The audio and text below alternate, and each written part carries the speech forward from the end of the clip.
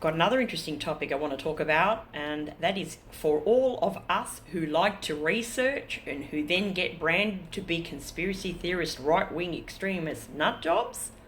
I love all the labels just because you ask questions and you do your own research. And here's an interesting one. A lot of the research I've done on my local council is able to explain to you why the council does the decisions they do, especially when it comes to inclusion, diversity, climate change, and all the things that they are doing right now that's behind the decision-making processes. All you have to do is go back into previous iterations of organisations that our councils have attended or have joined to know where it's all coming from. And it always stems back to the UN, always. That's not me guessing, that's me doing research. But here is an interesting topic that people have asked about, and that is ICLEI, I-C-L-E-I. It is an organisation that local governments join, and it's all about sustainability. Our council is a part of this association under ICLEI Oceania, which is everything in the islands in Australia. And they support local governments across Australia, New Zealand and the Pacific to accelerate climate action and sustainable urban development. So our council has joined that, been in that for a few years now, and they did it through a program called the Global Covenant of Mayors for Climate and Energy. It's an international alliance of cities. So it's across the world. There are many, many mayors that have joined this group. And we did that a while ago now.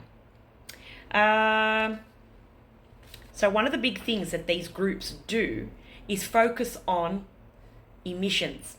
You would have heard a lot about that across social media and in the media itself.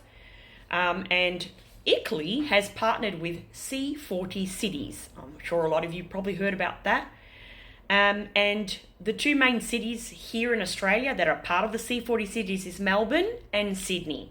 So they're the ones that are following these climate change, sustainability ideas and putting it into everything across the board, across all government, right down to council level. That's why you're seeing some of these decisions. And it's to support the Paris Agreement because of climate action.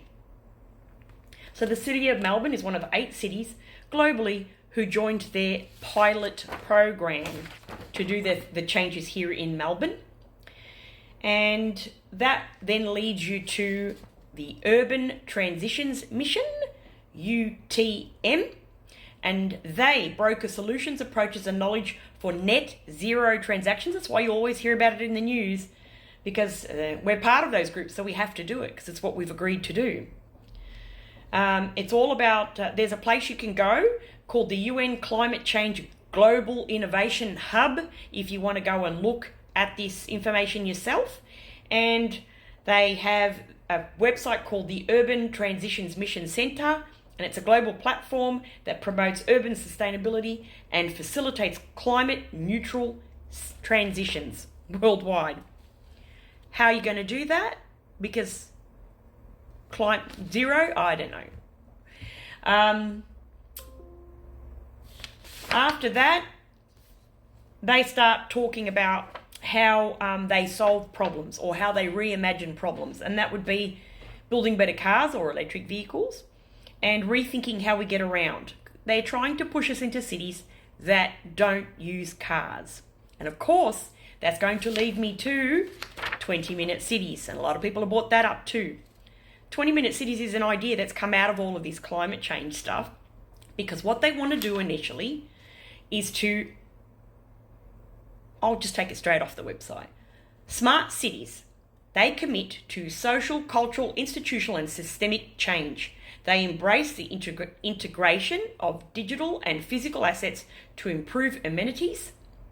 They think outside the box to make processes more efficient and enhance livability and workability by doing things like remote working, sharing information and connecting infrastructure for new insights, innovation. A smart city, of which our city, City of Wyndham, is one and has been since 2019, applies intelligent planning, innovative services, and smart technologies to create livable and connected communities and neighbourhoods.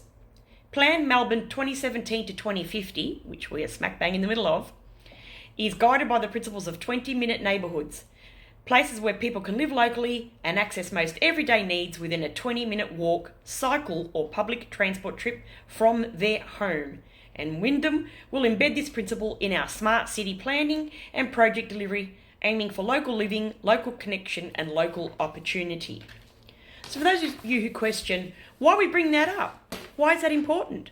Because this is leading to planning changes. This is leading to high-rise living, where there won't be room for a car, where you will be forced to walk around or get transport, ride a bike. For climate, it's all coming.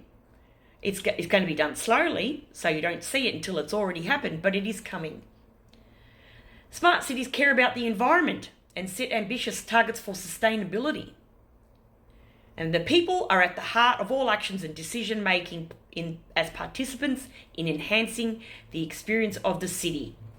Really? Have you ever been asked whether you wanted to live in a smart city? Don't think so. But anyway, we know it's come from the UN. So, I went and looked up C40 cities, and it says who we are. We are a global network of nearly 100 mayors of the world leading cities that are united in action to confront the climate crisis, apparently. They are committed to using an inclusive, science-based and collaborative approach to cut their fair share of emissions in half by 2030, and that's where this is from, 2030.